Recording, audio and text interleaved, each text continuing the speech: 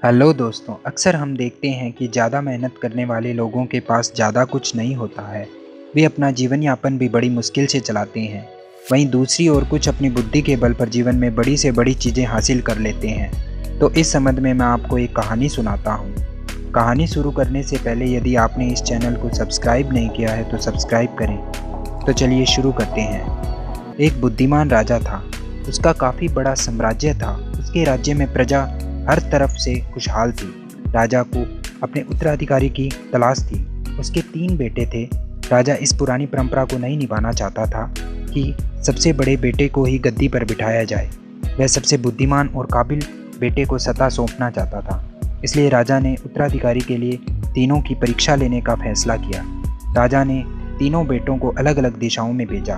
उसने हर बेटे को सोने का एक एक सिक्का देते हुए कहा कि वे इसे ऐसी चीज़ खरीदें जो पुराने महल को भर दें।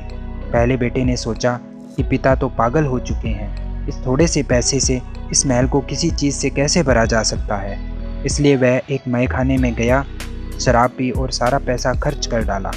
राजा के दूसरे बेटे ने इससे भी आगे सोचा। वह इस नतीजे पर पहुंचा कि शहर में सबसे सस्ता तो कूड़ा कचरा ही है, इसलिए उसने महल को कचरे से भर दिया।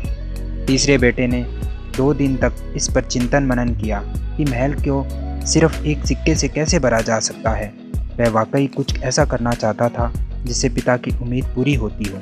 उसने मोमबत्तियां और लोबान की बत्तियां खरीदी और फिर पूरे महल को रोशनी और सुगंध से भर दिया। इस तीसरे बेटे की बुद्धिमानी से खुश होकर राजा ने उसे अपना उत्तराधिकारी बनाया। तो दोस्तों, इस कहानी से हमें यह सीख मिलती है कि बुद्धि से कुछ भी पाया जा सकता है। दोस्तों, अगर आपको यह कहानी अच्छी लगी है तो इसे लाइक और शेयर ज़रूर करें और इस तरह की इंस्पिरेशनल मोटिवेशनल वीडियोस के लिए चैनल को सब्सक्राइब करना ना भूलें। धन्यवाद।